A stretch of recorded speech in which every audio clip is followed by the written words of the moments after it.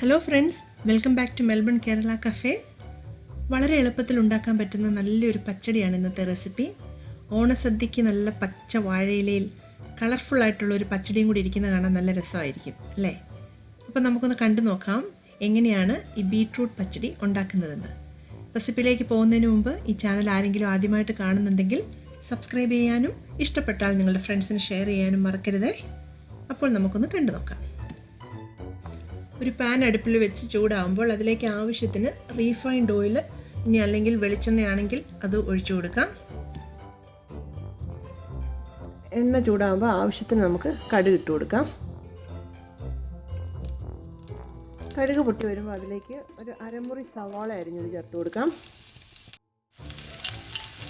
ഇതിലേക്ക് 2 പച്ചമുളക് ചേർത്ത് കൊടുക്കാം. ആവശ്യത്തിന് കറിവേപ്പില. ഇതെല്ലാം കൂടെ നമുക്ക് നന്നായിട്ടൊന്ന് വഴറ്റി കൊടുക്കാം.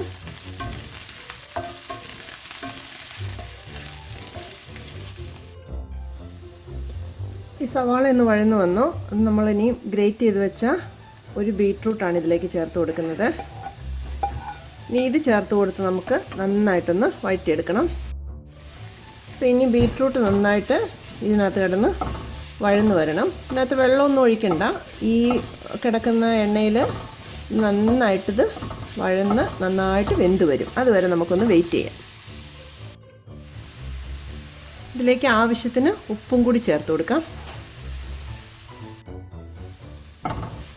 നമ്മൾ ഉപ്പ് ചേർത്തായിരുന്നു. ഇനി നന്നായിട്ട് ഇതൊന്ന് ഇടയ്ക്ക് ഇളക്കി കൊടുക്കണം കേട്ടോ. നമുക്ക് ചെറിയ തീയിൽ ഇത് വേണേൽ ഒന്ന് മൂടി വെക്കുകയും ചെയ്യാം. അന്നേരം അതൊന്ന് വെന്ത് കിട്ടും. പക്ഷെ അടിക്ക് പിടിക്കാതെ സൂക്ഷിക്കണം.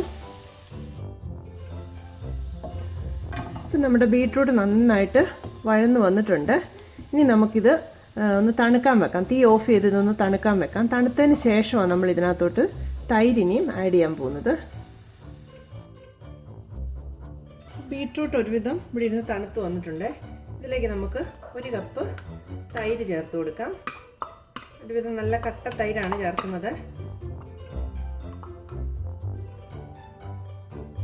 തൈര് ചേർത്തതിന് ശേഷം നമുക്ക് നന്നായിട്ട് ഇതൊന്ന് മിക്സ് ചെയ്യാം. ബീട്രൂട്ടും തൈരും കൂടെ നന്നായിട്ട് മിക്സ് ചെയ്യണം. ഉപ്പ് പാകമാണോ എന്ന് ഇവിടെ ഒന്ന് നോക്കണം. കുറവാണെങ്കിൽ കുറച്ചും കൂടെ ഉപ്പ് ചേർത്ത് കൊടുക്കുക. നന്നായി ഇളക്കിയെടുക്കുക. അങ്ങനെ നമ്മുടെ ബീട്രൂട്ട് പച്ചടിയുടെ പരിപാടി കഴിഞ്ഞു. എന്നാ എളുപ്പമായി ഇത് ഉണ്ടാക്കിയെടുക്കാനല്ലേ? അപ്പോൾ നമുക്കിനി ഇത് സെർവിങ് ഡിഷിലോട്ടൊന്ന് മാറ്റാം. നല്ല കളർഫുൾ ആൻഡ് ഹെൽത്തി പച്ചടിയാണ് നമ്മൾ ഉണ്ടാക്കിയെടുത്തത്. അപ്പോൾ തീർച്ചയായിട്ടും നിങ്ങൾ എല്ലാവരും ഇത് വീട്ടിൽ ഉണ്ടാക്കി നോക്കണം. വളരെ എളുപ്പമാണ് ഇത് ഉണ്ടാക്കാൻ, പ്രയാസമൊന്നുമില്ല. നിങ്ങൾക്ക് ഇഷ്ടപ്പെട്ടെങ്കിൽ കമൻസിലൂടെ എന്നെ അഭിപ്രായം അറിയിക്കണം.